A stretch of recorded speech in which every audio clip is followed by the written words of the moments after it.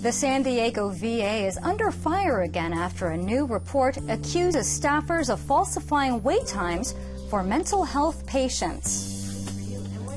And after 24 years, Barbara Boxer is leaving the Senate. The Senate is a prize. It's a very important place. We take a closer look at the race to fill her seat.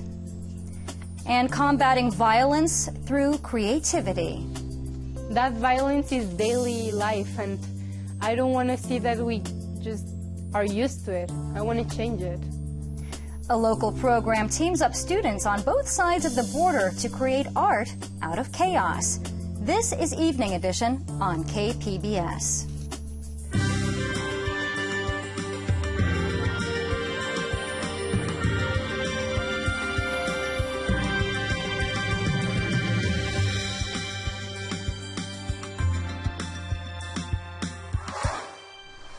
Good evening and thanks for joining us. I'm Maya Trabulsi. A new report accuses staffers at the San Diego VA of falsifying wait times for mental health patients in 2014.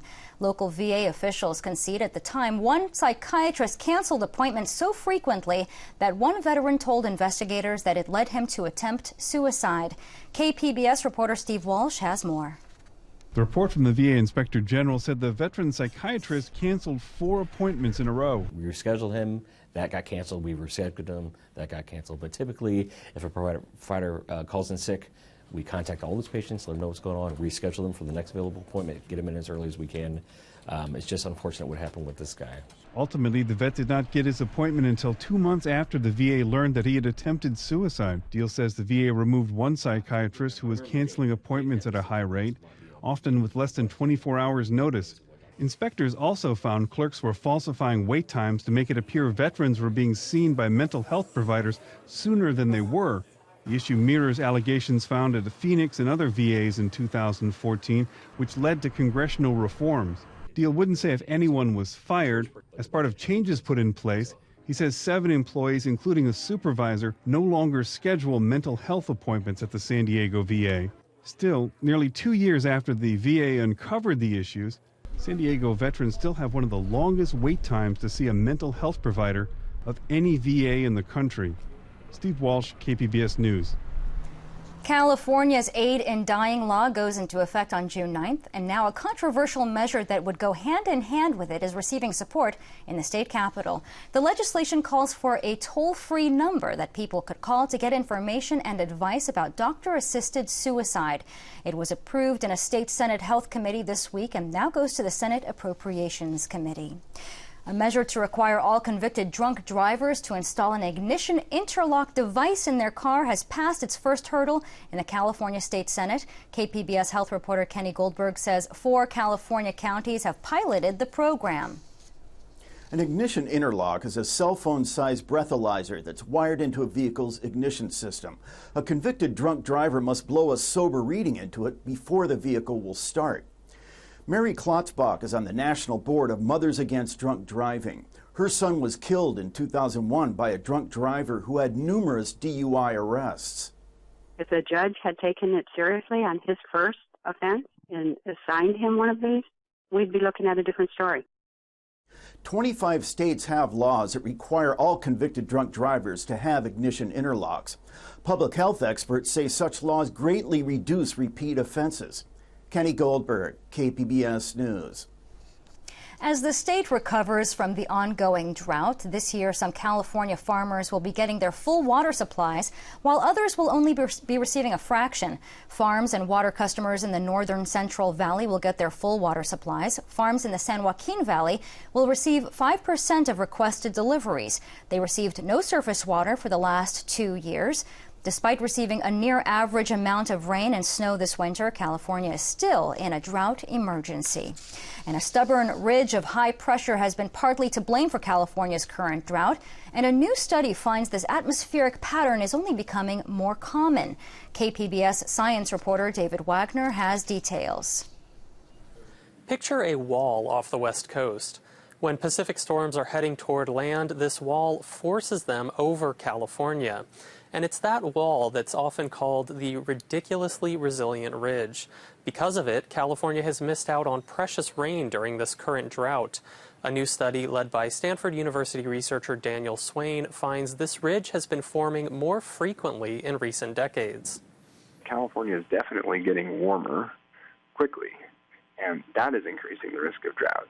And at the same time, there's some evidence that the kinds of atmospheric patterns that lead to extremely dry years are also increasing. Now, Swain says if this trend continues, California could be in for more extreme dryness in coming years. But he says this persistent ridge hasn't edged out other patterns associated with extremely wet years. The result, he says, could be more dramatic swings from extreme dryness to extreme wetness, with fewer normal years in between. David Wagner, KPBS News. New York is poised to join California in providing a minimum wage of $15 an hour to its residents. The governor of New York reached a tentative deal with lawmakers last night. It would phase the pay increase regionally, starting with New York City by the end of 2018. Here in California, the minimum wage will increase gradually, reaching $15 in 2022. The governor is scheduled to sign the bill on Monday. And it was a day of layoffs at the Orange County Register when Digital First Media completed its purchase of its parent company, Freedom Communications. More than 70 staff members, including editor Rob Curley, were let go. The paper's operations will now be managed by the newly formed Southern California News Group. Digital First bought Freedom Communications for almost $50 million. Canceling your cable or phone service should be as easy as clicking a mouse. Well, that's according to state lawmakers who proposed a bill to make the process easier and more convenient. The legislation was inspired by residents who say canceling service should be as easy as signing up. We live in an internet-friendly world, and people's time is so valuable nowadays. And I don't think someone should have to stay on hold for half an hour when they want to cancel their service. I think that if these companies want to retain customers, the best way to do it is by providing good service. Some companies currently offer to handle all the details of ending your service for a fee. The bill will be heard in an assembly committee next month. A new grocery store is coming to the North Park spot formerly occupied by Fresh and Easy. The location on University Avenue will be Barron's Market's 7th in Southern California and 3rd in San Diego. Rachel Shimarani of Barron's says she's been trying to get into the North Park area for years. I really believe the North Park community was made for Barron's Market and vice versa. They have such a tight-knit and close neighborhood, which is what we look for ideally. The grocery store offers organic food and promises a 10-minute shopping experience. It's expected to open in 6 to 8 months. Demand is high for the new lower-priced Tesla. Tesla CEO Elon Musk says that he may need to rethink plans for the factory production of the new Model 3. The new car, which was unveiled Thursday night, starts at $35,000 and has a range of 215 miles per charge. Musk says this new, cheaper model will still have great speed.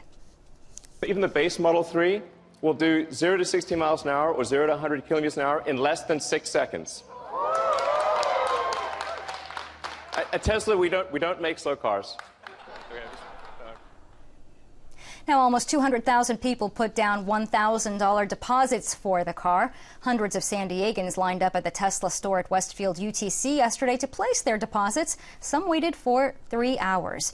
The car won't be available until late 2017. Cars, and more cars. That's what you'll see all weekend at the Del Mar Fairgrounds. It's the Good Guys 16th McGuire's Del Mar Nationals. It's a giant auto festival. Tom Domingos is one of the exhibitors, and he's had his car since the late 60s and rebuilt it 4.5 years ago almost entirely in his own garage. It's just really awesome to be able to have the mechanical ability to put a car together and enjoy it. And it's also equally enjoyable to see other people enjoying what we've done with this car. You'll find 2,500 vehicles on display. There will also be a vintage drag race exhibition and autocross race. The event runs through Sunday. Some software developers are working on a way to help us drive smarter. From SciTech Now, a talk with the creators of Dash.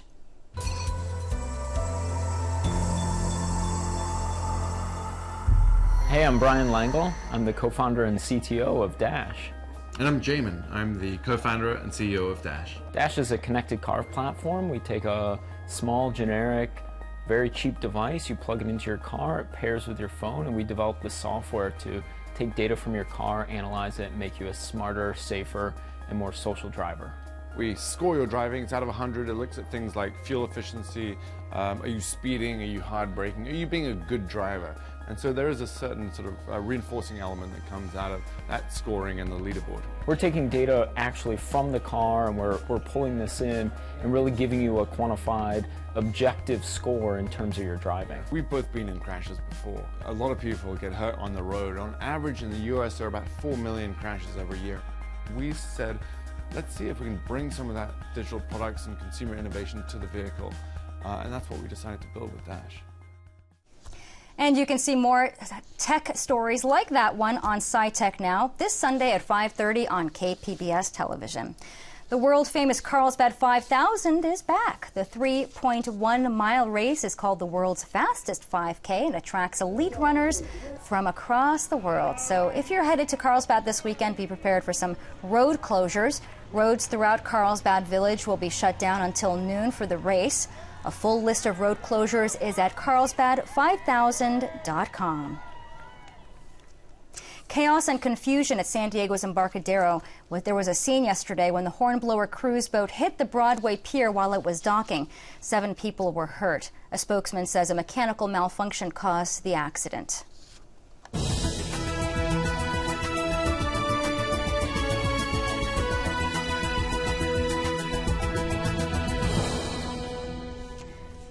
Polls show California Attorney General Kamala Harris is leading by a wide margin in the race to replace U.S. Senator Barbara Boxer. Barring a miracle, electorate realities ensure the seat will remain with the Democrats. KPBS investigative reporter Amita Sharma says whoever wins the job gains a golden ticket to national clout.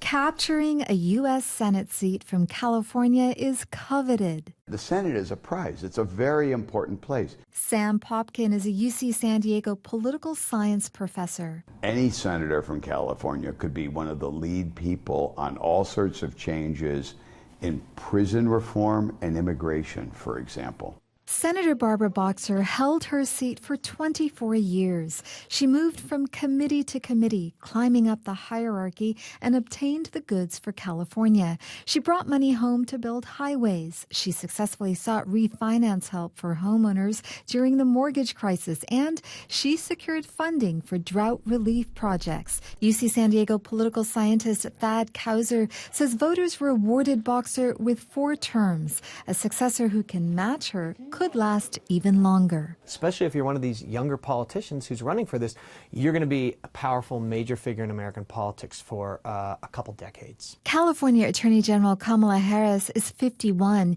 She was the first Democrat to enter the race just days after Boxer announced she would not seek a 5th term. At a California Democratic Party meeting in February, she accused Republicans of wanting to turn back progress on civil rights.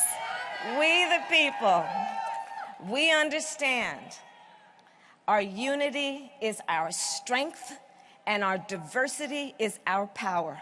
Harris walked away with the state party's endorsement despite an impassioned plea from her closest rival, fellow Democrat and Orange County Congresswoman Loretta Sanchez. And no other candidate is more qualified to fight and win for California. As a congressional representative, the 56-year-old Sanchez brings national experience. Her platform is similar to Harris's. Sanchez is pro-environment, pro-labor, and pro-civil rights. Republicans barely nudged the needle in surveys in the California U.S. Senate race. Like the Democratic candidates, former GOP chairman and lawyer Duff Sondheim backs gay rights. He's pro-choice, pro-immigration reform, and he speaks about income inequality, as he did on the show The Game. We're suffering an economic earthquake in the state and in this nation. We have 8.9 million people in California alone living in poverty. Republican competitor Tom Del Beccaro, a former GOP chairman and lawyer himself, told the show The Right Side he's focused his campaign on California's water issues and prosperity. I come out for a flat tax A lot of people don't know that about 150,000 Californians pay half the income tax in this state. Former Republican gubernatorial candidate Ron Unz has also entered the race, he says, to alert voters to a measure that would undo his voter-approved initiative to require schools to teach English. The last time California sent a Republican to the U.S. Senate was in 1988, when voters re-elected Pete Wilson. Today, Democrats outnumber Republicans in the state by 15 percentage points, according to state voter registration figures. Mesa College political scientist Carl Luna says a GOP win is a pipe dream. If Kamala Harris were to be kidnapped by space aliens and Loretta Sanchez were to be indicted for something, possibly you would end up with a Republican able to win. Polls give Harris a big lead over Sanchez. If those numbers don't change, the two will likely duke it out beyond the June primary. The state's new system now pits the two candidates with the most votes against each other in November, regardless of party affiliation. As Attorney General, Harris may hold more statewide name recognition than Sanchez, whose congressional district is confined to Orange County. But political scientist Thad Kauser says voters may need more. I think many Californians know Kamala Harris's political resume and her name, but we don't know yet who she is, what she stands for, what motivates her. In part 2 of our U.S. Senate series, we'll take a closer look at Harris's life and her politics. Amita Sharma, KPBS News. And we'll have Amitha's profile of U.S. Senate candidate Harris on Monday. This story is part of our California Council election coverage. Find more candidate stories at kpbs.org.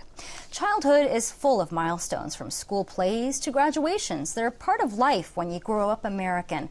KPBS reporter Matt Bowler got to share a special milestone with a group of local children. Proud families of 49 children. The kids in their Sunday best and their newly awarded certificates in hand. This is Ojin Lazar. I play soccer a lot, so I want to become a soccer player. That's his dream, but he also wants to join the military.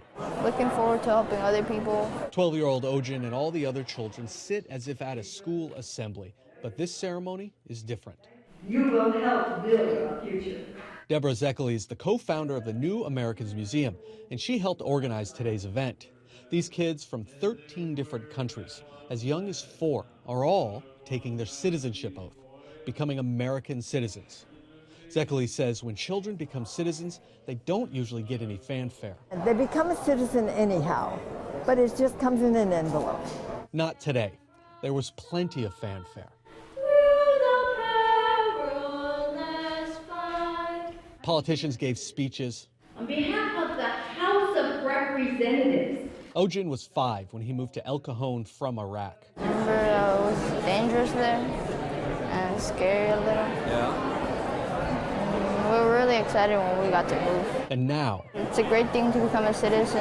And so when they're 20 and 30, if someone mentions citizenship, I would hope there'll be a flashback and they'll remember this day. Matt Buller, KPBS News. The Chargers released details of their financing plan. Reaction is pretty negative. While the rest of Balboa Park crumbles, the San Diego Zoo has their own pot of gold. And a rise in the minimum wage may help workers make ends meet. Join us for the KPBS Roundtable tonight at 8:30. Warmer weather and high surf expected for this weekend. Steph Davis has the details in your KPBS weather report.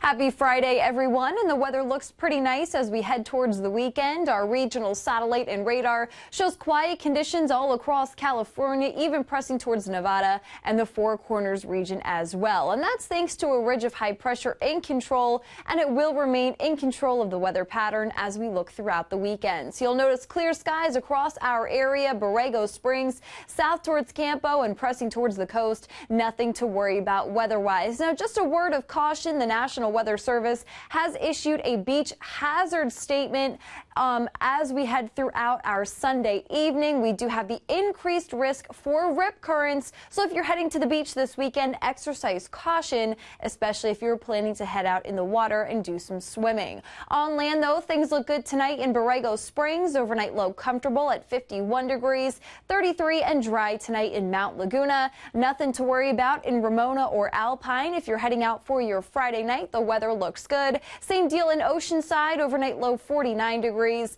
Comfortably mild temperatures tonight in San Diego itself with an overnight low of 57. Tomorrow looks good. A nice start to the weekend with that high pressure ridge remaining dominant. We'll see the jet stream lift, allowing warmer air to surge in from the south, and so temperatures will continue to climb across our area as well. Here's a look at your 5-day outlook for the coast. Clouds breaking for sunshine Saturday with highs near 70 degrees. Low clouds break for sun Sunday. Your high is 71. Remaining in the low 70s with blue skies Monday and Tuesday. High clouds and mild on Wednesday with your high at the coast at 77 degrees. 5-day outlook inland looks good as well. Clouds break for clear skies Saturday and Sunday with highs in the low 70s. 74 your high Monday and Tuesday, and it's going to be warmer on Wednesday with a surge of mild air. Temperatures really taking off with our daytime high for the midweek at 86 degrees. 5-day outlook for the mountains looks like this. Mostly sunny Saturday, high 65, mid 60s, and partial sunshine for your Sunday.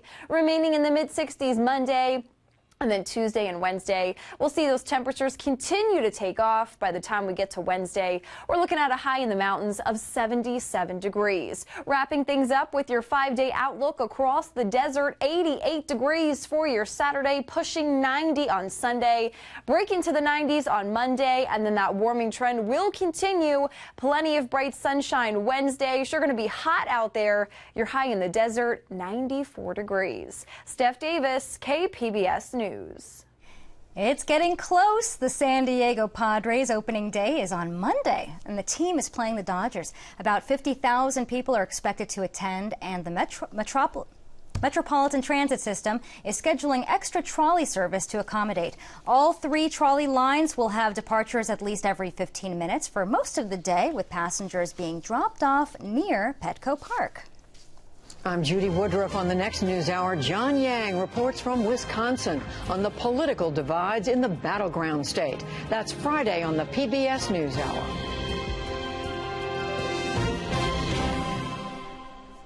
High school students from San Diego and Mexico City are teaming up to create works of art that explore violence. KPBS Fronteras reporter Jean Guerrero has the story. On a recent Friday at the San Diego Museum of Contemporary Art, high schoolers from both sides of the border watched videos they'd made together. Bridget Brightfield of Encinitas had helped to make one that symbolically explored domestic violence. The students gave feedback in both languages. Cuando te dieron la actividad, ¿qué pasó realmente? There was like a language barrier at first, but there's a couple of them that are bilingual. I'm not. But yeah, the bilingual kids help us and stuff. The museum education curators say they want the Mexican and American students to learn from each other, specifically in terms of how to solve global problems, and to learn to be open-minded. Elena Villa Cardona is one of the students visiting from Mexico City. She says the collaboration helped her learn that the U.S. suffers from violence too, not just Mexico. There is still racial violence in the streets. For example, the first night we came in, we were walking down the street and there was a couple of people that started shouting at us, English only. She says she's eager to spread a positive message about Mexico through art. Well, Mexico is one of the countries with a lot of problems in the world. However, we wanted to show that we are not just watching far away. We want to do something about it. There's a time at night that it's dangerous to go out. I mean, that violence is daily life, and I don't want to see that we just are used to it. I want to change it. The students collaborated on videos for months ahead of meeting. We were here in the U.S., but they were in Mexico City, so we had to kind of take videos and then send them, and then they would send us stuff, and, oh, what do you think about this? Karina Hernandez goes to Chula Vista High School. Her binational team made a video that symbolically explored war and terrorism. Kind of like a really healthy way of dealing with issues that otherwise would be very difficult to approach, you know? She says she found a lot of similarities between the challenges that she and Mexican students face. It's kind of funny how we can be so alike, even though we're from very different places. She says as a child of immigrants who left Mexico, she grew up thinking the country's challenges were somewhat insurmountable. But she says her Mexico City counterparts are showing her that's not the case. Not everybody's passive. People my age especially are very hands-on. They're very, they have ambitions, they have dreams, and they're willing to get them to work for them. She says she feels a greater appreciation for her Mexican roots than before. Jean Guerrero, KPBS News. And recapping tonight's top stories, the wait time scandal of the Department of Veteran Affairs continues. A new investigation confirms that the San Diego VA falsified wait times for mental health patients in 2014. Changes have been made at the local VA hospital to address the issue, but San Diego veterans still have one of the longest wait times to see a mental health provider of any VA in the country. The California Senate has approved a bill to require convicted drunk drivers to install an ignition interlock device in their car. Drivers would need to blow a sober reading into the device in order to start the car. 25 states have laws requiring all convicted drunk drivers to have interlock ignition systems. And as always, you can find tonight's stories on our website, kpbs.org/evening edition. From all of us here at KPBS, thanks for watching. Have a great evening.